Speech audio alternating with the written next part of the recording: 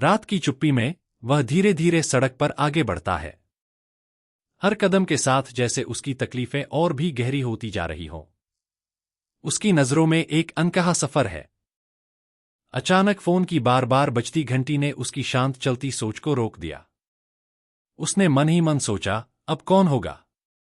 अब यह बस है जो चुनौती करता युंगचान चला रहा है। मैं आपकी सेवा में हूं, बड़ा सम्मान। मैं यकीन नहीं कर सकता कि युंगचान सच में चुनौती करता है। मैंने पहले कभी किसी से नहीं मिला। फोन की स्क्रीन पर एक नया मैसेज आया है और उसका चेहरा अचानक गंभीर हो गया। क्या कोई खबर है जो उसकी दुनिया बदल सकती है? रात की चुप्पी में प्लस पीसी क्लब की कुर्सियां खाली और सुनसान थीं, जहां दो लोग ही अपनी दुनिया में खोए हुए थे। हवा में किसी अनकहे तनाव की गूंज महसूस हो रही थी। ओह यार, यंगचन का करियर तो पागलपन है। वो इजिन की सारी बकवास चालों को साफ कर रहा है। ईमानदारी से बताओ, क्या यह तुम्हारा स्मर्फ अकाउंट नहीं है? हाँ, मेरा असली अकाउंट तो कोई और है। दोस्तों के बीच छुपा हुआ ये गेमर साइड अब सामने आ रहा है। उसने पूछा, तुम्हारे मुख्य खाते की रैंक क्या है? क्या वो डायमंड है? सामने वाला बर्फ की तरह ठंडा रहा। चैलेंजर। अचानक एक बात सुनकर दोनों की आंखें बड़ी हो गईं।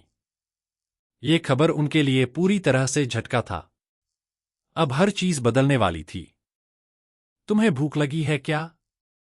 उसकी आंखों में सवाल था, जैसे वो समझना चाह रहा हो। चुप्पी में ये सवाल अचानक गूंज गया। तुम अभी अभी वापस आए हो क्या? काश मुझे भी पता चलता कि ऐसा क्यों हुआ। दिल थोड़ा बेचैन सा है। वो धीरे से मुस्कुराई और बोली, मैं तुम्हारे साथ हूं। उस पल में सब कुछ आसान लगने लगा। रात के ठंडे साए में अचानक उनकी नजरें मिलीं। उसने धीरे से कहा, क्या तुम यहीं रहते हो? उस पल में कुछ खास होने वाला था, बस महसूस हो रहा था। हाँ, तुम यहां क्या कर रही हो? वह बोला। हमारे पास कूड़ादान के बैग खत्म हो गए थे, उसने जवाब दिया। मैं यहां आया था तो कुछ स्नैक्स भी ले आया हूं। थोड़ी मस्ती के लिए तैयार रहो। मैं इसे तुम्हारे लिए ले चलता हूं। नहीं, ये तो काफी हल्का है। दोनों के बीच एक प्यारा सा पल बन रहा था, जब आपस में बातें और एहसासों का आदान प्रदान हो रहा था। क्या तुम अभी तक अपने दोस्तों के साथ ही थे?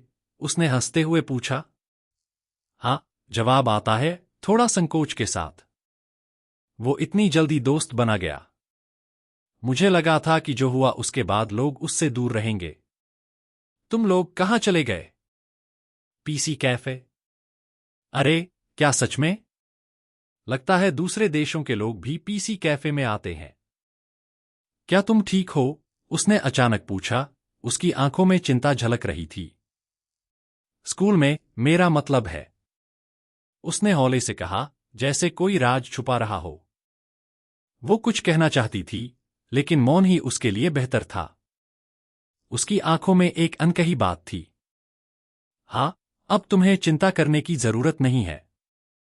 मैं काफी समय से स्कूल जाने में इतनी आरामदायक महसूस नहीं कर पाई हूं। यह सुनकर राहत मिली। लड़की हंसते हुए खुश लग रही है। ओप्पा, क्या तुम्हें भूख नहीं लगी? अरे, क्या तुमने अपने दोस्तों के साथ खाना खा लिया?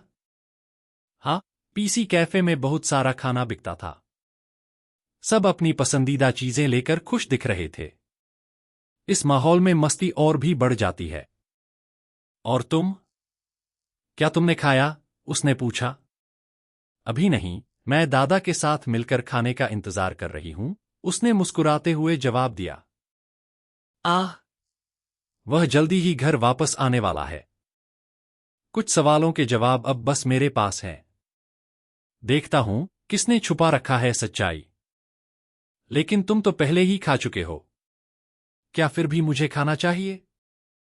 मैंने तो बस थोड़ा ही खाया था, इसलिए फिर से भूख लगी है। रात का सन्नाटा और चमकती खिड़कियों के पीछे किसी की कहानी छुपी है। यहां जो भी चल रहा है, वह बाहर की ठंडक से बिल्कुल अलग है। शहर की रुत निकलती रात में एक रहस्य घर के अंदर सांस ले रहा है। वाह, डेयून की रसोई कला दिन ब दिन और बेहतर होती जा रही है। यह तो बस तले हुए अंडे और हैम है, और मैंने सिर्फ सूप फिर से गर्म किया है। Hey everyone, welcome back. Quick thanks to the patrons who keep this channel alive. Your requests are what I narrate next. If you want to join them, you can try Patreon free for 7 days, then it's starting with just $3 a month. Links in the description. Now, let's get into the story. लेकिन soup बनाने वाला तो तुम ही थे। ये बात सुन लड़की मुस्कुराई और खामोशी से उसकी ओर देख रही थी। उसने मुस्कुराते हुए कहा, चलो देखते हैं आगे क्या होता है। सब कुछ अब सही दिशा में लग रहा था। क्या ये स्वादिष्ट नहीं है, ईजिन? हाँ, यह बेहद स्वादिष्ट है। देखो, यहां तक कि ईजिन भी कह रहा है कि यह अच्छा है। वाह, आखिरकार मैं इसे खाने वाला हूं। पुराना आदमी मुस्कुराते हुए अपनी खुशी जाहिर करता है। जीवन के वो छोटे छोटे पल ही असली मजा देते हैं। उसने बड़ी सादगी से कहा, ठीक है, यह पल एक नई शुरुआत का एहसास दिलाता है। उसकी आंखों में एक अनकही कहानी छिपी हुई थी, जैसे वह कुछ कहने को तैयार हो लेकिन शब्द उस तक पहुंच नहीं पाते। उसका चेहरा शांत था, पर अंदर की उलझन साफ झलक रही थी।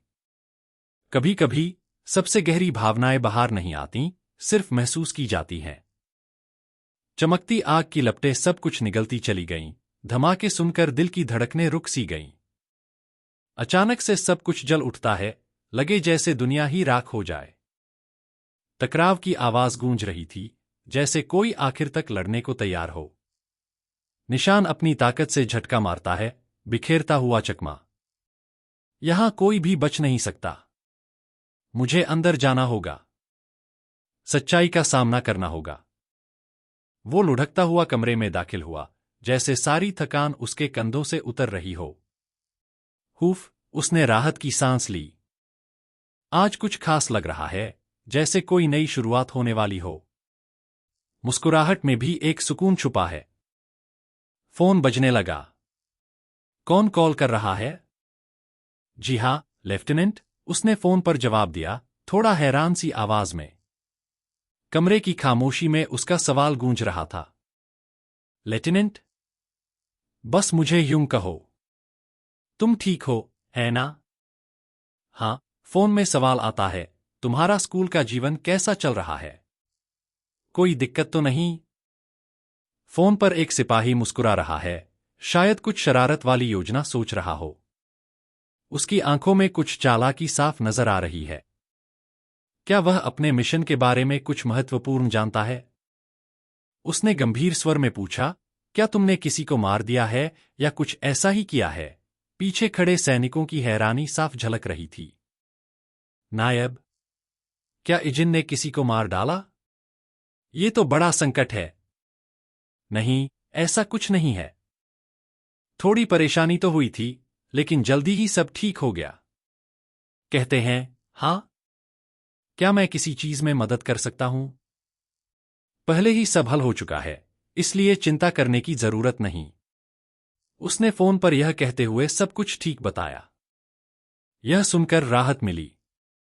अगर कुछ भी हुआ तो मुझे तुरंत बताना, समझे?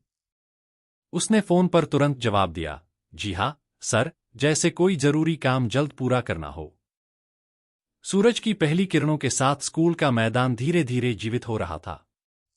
कुछ छात्र शालीनता से अपना रास्ता बना रहे थे, जैसे नया दिन कुछ नए अवसर लेकर आया हो। लगता है इजिन अभी तक यहां नहीं आया। दोस्त उसकी प्रतीक्षा में है। वो कह रहा है कि वो यहां नहीं है, पर लड़ाई में अच्छा है और गेम्स में बिल्कुल खराब। दूसरा जोर से हंस पड़ता है, बिल्कुल सही, हा हा हा। इजिन की बात हो रही है, तो कुछ कहना है क्या? वो तो बस यूं ही है। क्लासरूम में चर्चा छिड़ गई है, तुम्हें कौन जीतेगा लग है अगर इजिन और सुगजू की लड़ाई हो जाए। दोस्त लड़ाई का अंदाजा लगाने में मशगूल है। इजिन चाहे कितना भी ताकतवर हो, सुगजूम के सामने उसका कुछ नहीं चलेगा। सुक्रोज को बचपन से ही कड़ी ट्रेनिंग मिली है। उन दोनों के बीच फर्क एक प्रोफेशनल और एक नौसिखिए जैसा है।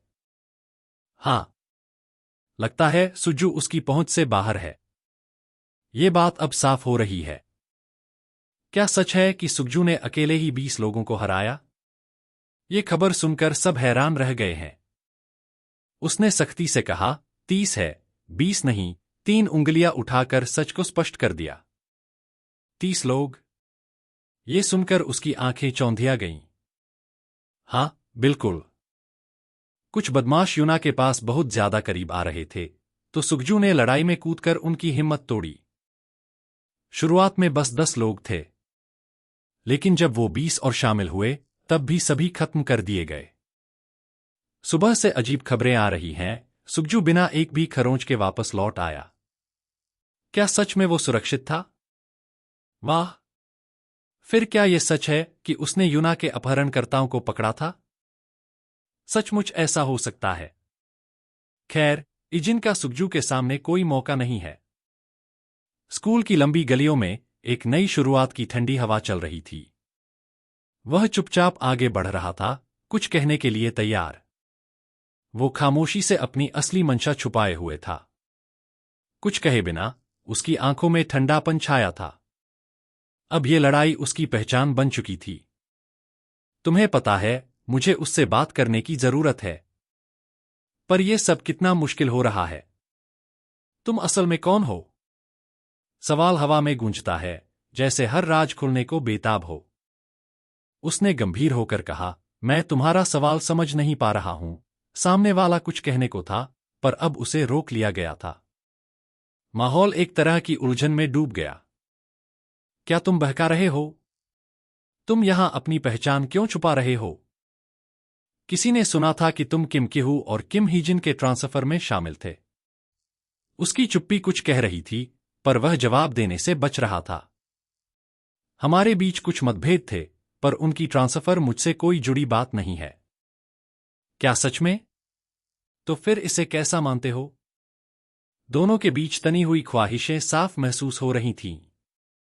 जिस स्कूल का तुमने पहले जिक्र किया था, वहां कभी भी तुम्हारे जैसे कोई छात्र नहीं था। ये बात साफ है कि तुम झूठ बोल रहे हो।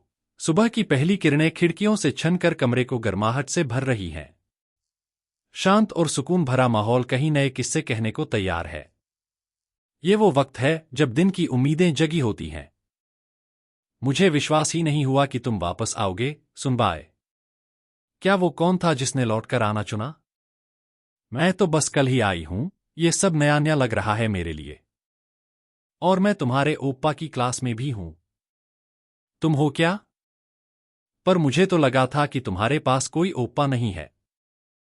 मुझे लगा था कि वह हमारे माता पिता के साथ 10 साल पहले मर गया। लेकिन पता चला कि ऐसा मामला नहीं था। 2 लोग एक शांत कमरे में बैठकर पुरानी घटनाओं पर चर्चा कर रहे हैं। 6 महीने पहले हमें बताया गया था कि वह अभी भी जिंदा है, जैसे कोई उम्मीद की किरण बची हो। दादा?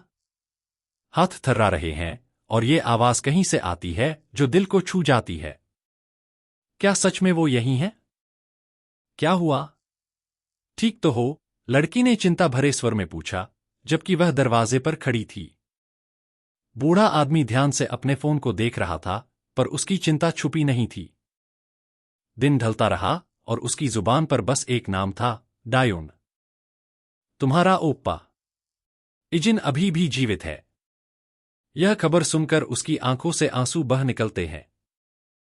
उसकी आंखों में अचानक कुछ गहराई आ गई। उसकी आवाज में एक अनकहा सवाल था, क्या यह सच में वही था जिसका वह इंतजार कर रही थी? तो फिर तुम उस वक्त सब कुछ क्यों नहीं जानते थे? अगर वो अभी जिंदा होता तो तुम्हें संपर्क करता ही। कहते हैं कि हादसे के बाद उसकी यादें चली गई थीं, पर अब हाल ही में वे वापस आने लगी हैं, इसलिए उसने किसी परिचित की मदद से हमसे संपर्क किया है। क्या वह अपनी यादें खो चुका था और हाल ही में वापस पा ली हैं? सवालों का तूफान अब शुरू होने वाला था। हाँ, वह बस मेरे दादा और मुझे धुंधली तरह से याद करता है। वो कुछ कहने से पहले ही रुक गई, आंखों में एक अनकही सोच लेकर। मौन में भी उसकी बात कहने की एक अजब ताकत थी। तुम्हारे दादाजी जरूर बहुत खुश होंगे। उनकी खुशी में तुम्हारी मुस्कान भी शामिल है। ये पल सुकून से भरा हुआ है। वह बहुत खुश था। कॉल के बाद वह इतना रोया कि पूरी तरह थक गया। उसने तुरंत काम से छुट्टी लेकर खाना पकाने की क्लासेस ली। दादाजी सोच रहे थे कि विदेश में इतने लंबे समय तक रहने के बाद ओप्पा को कोरियाई खाना पसंद नहीं आएगा, इसलिए उन्होंने खाना बनाने में सुधार करने की कोशिश की। कितने दयालु दादा हैं। हाँ, बिल्कुल। उसका मुस्कुराना किसी जादू से कम नहीं। क्या तुम सच में यकीन करती हो कि वह तुम्हारा ओप्पा है? सवाल असमंजस में हवा में लटक रहा है। क्या कहा? वह मुस्कुराते हुए पूछती है, जैसे उसे किसी बात पर यकीन नहीं हो रहा हो। ओह, मैं बस ये पूछ रही थी कि क्या तुमने सच में पुष्टि कर ली है? जरूर, उन्होंने तो डीएनए टेस्ट ही किया होगा। दोनों में एक हल्की मुस्कान के साथ अस्वाभाविक भरोसे की बात चल रही थी। दादा कहते हैं कि ओप्पा का बच्चा होने का लुक आज भी वैसा ही है। उन्होंने उसका डीएनए चेक किया। तो क्या ये सच है? अरे, लेकिन तुम ओप्पा के बारे में क्यों पूछ रही हो? लड़की ने उत्सुकता से पूछा। सामने वाली ने हैरानी से कहा, हाँ? उसने कुछ कहा, पर वह बस खामोशी से वहां खड़ी रही। उसका चेहरा कुछ सोच रहा था, पर शब्दों ने राह नहीं बनाई। अचानक वह एक बूंद पसीना महसूस कर रही थी। क्या तुम्हारे ओप्पा की कोई प्रेमिका है? लड़की ने हंसते हुए पूछा। दूसरी लड़की चौंक कर बोली, क्या? धूप धीरे धीरे खिड़कियों से छनकर कमरे को रोशन कर रही थी। सब कुछ शांत था, जैसे कोई बड़ा हादसा होने वाला हो। वो सामने खड़ा है, सीधी जुबान में पूछता है, तुम्हारा कहना क्या है? हवा में सवाल गूंजता है, कहानियां अभी खुलनी बाकी हैं। तुमने झूठे कागजात बनाकर यहां आने का मकसद क्या है? सवाल तेज था, जैसे कहीं छुपा हुआ राज सामने आ रहा हो। तुम यह कह रहे हो कि मेरे दस्तावेज नकली हैं? इसका मतलब है, मेरी जांच में पता चला कि तुम उस जगह कभी रहे ही नहीं, और तुम्हारे पुराने स्कूल ने कहा कि वहां कभी तुम्हारे जैसे छात्र नहीं थे। अब सच सामने आने वाला है। कुछ कहने की जरूरत नहीं, बस उसकी नजरें सब कुछ बयान कर रही थीं। क्या? उसकी आवाज में साफ झलाहट थी, जैसे कुछ समझ नहीं आया हो। तुम कह रहे हो कि जो दस्तावेज मैंने स्कूल को दिए वे फर्जी हैं। तो फिर तुम्हारे पास सबूत क्या है? यह लड़का आखिर है कौन? मैंने सुनकर पता लगाया कि उसने जिस स्कूल का दावा किया, वहां तो कभी गया ही नहीं। वो घबराने के बजाय सबूत मांग रहा है।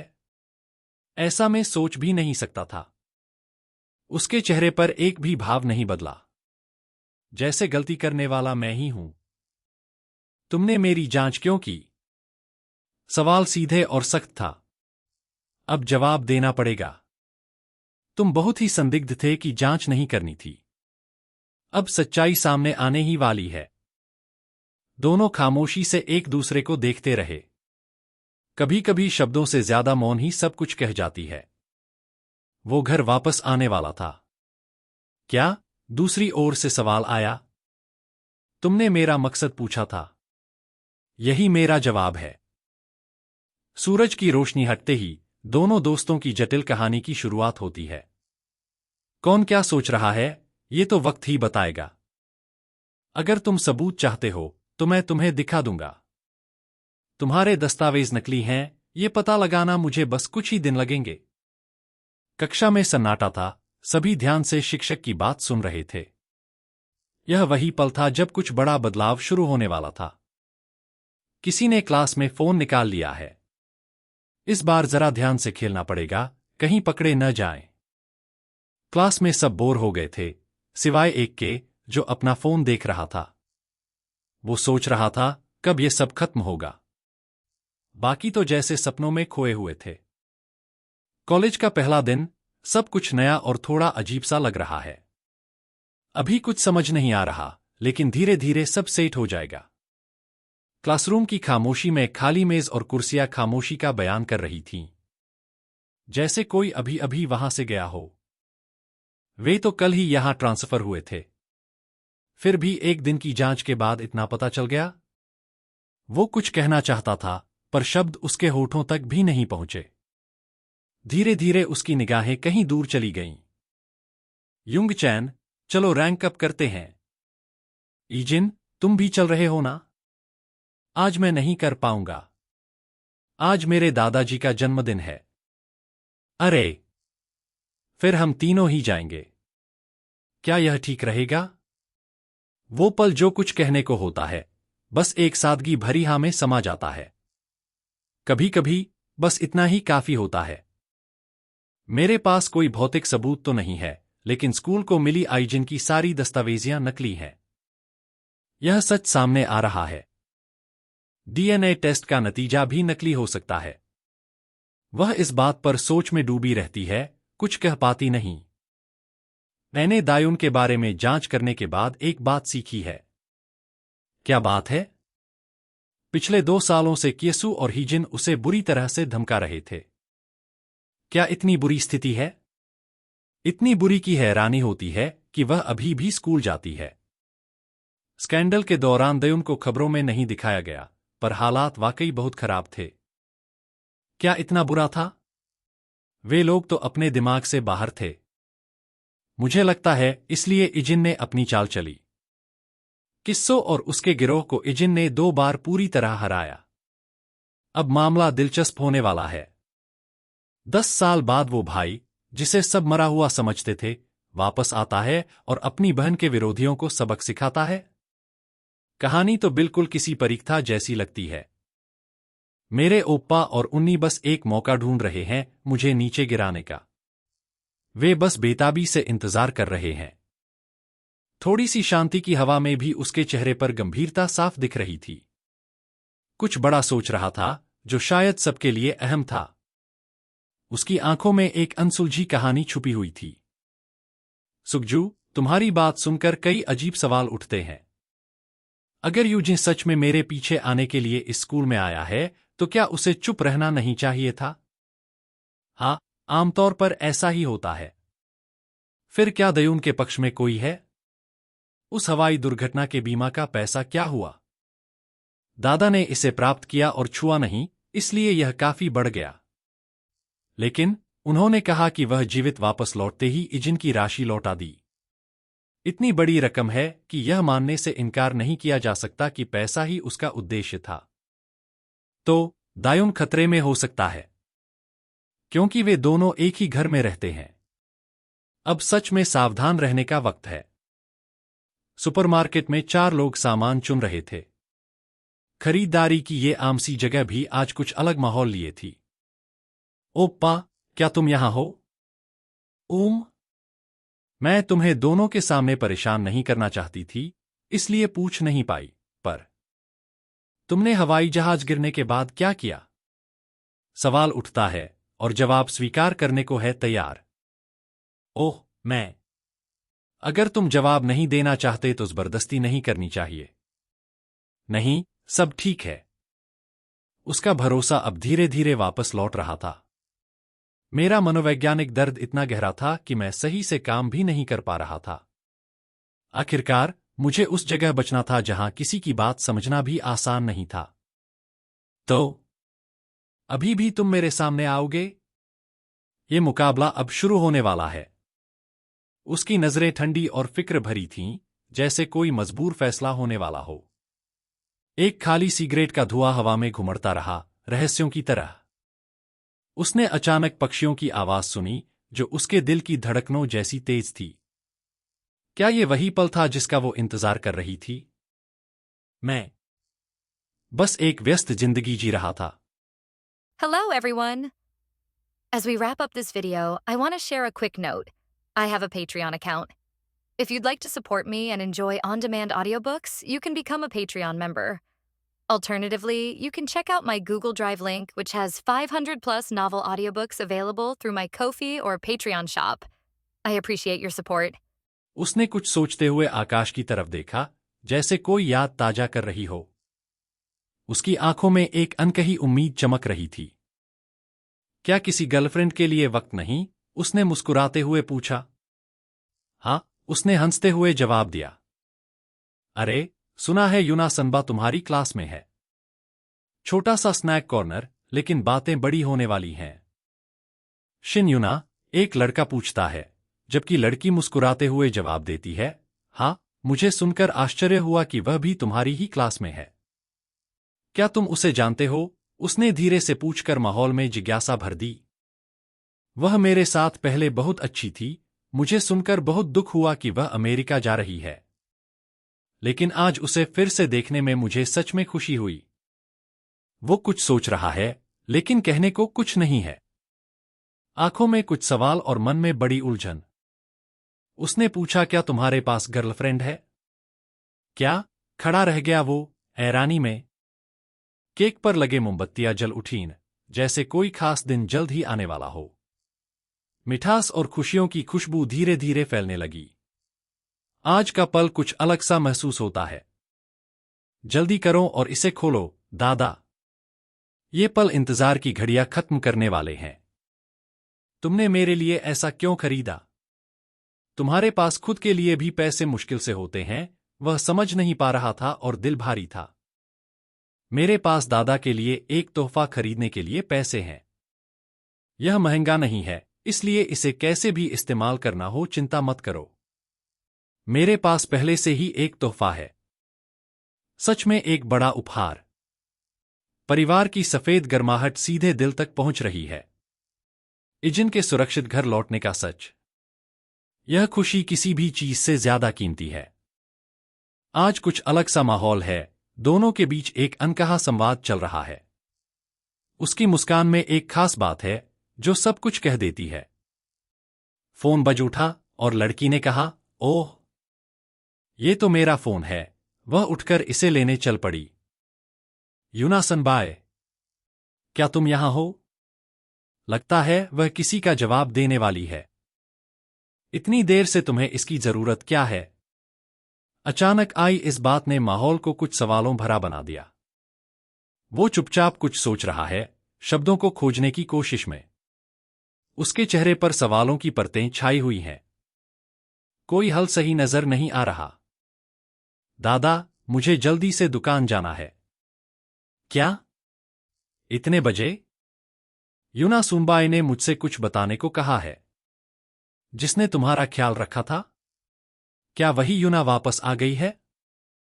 हां। जवाब सीधा था, पर उसके चेहरे पर एक गहरी सोच भी झलक रही थी। हर बात का मतलब होता है। Hey everyone. Welcome back to If you also want to create manhwa recap videos like me, just open the link given in the description. First, enter your project name and create a new project. Once the project is created, open it to begin working. Now upload your manhwa chapters or panel images. You can also upload images that are already cut into separate panels. If you need to cut the panels, you can click here. Since I've already done that, let's move on to the next step. Next, open the settings page. Add your API key here, test it, and save it. After saving the key, return to your project. Now run the character scan. The tool will automatically detect recurring characters and group their images together. Once the scan is complete, check the detected character groups. Enter the correct name for each important character and save it. Then click on Generate Narration and allow the tool to analyze every panel. Now click Generate All and wait for the narration to be ready. Once the narration is generated, read through it carefully. You can correct names, rewrite lines, shorten the text, or improve the narration flow. After some editing, your manhwa recap will be ready. So check out the link given in the description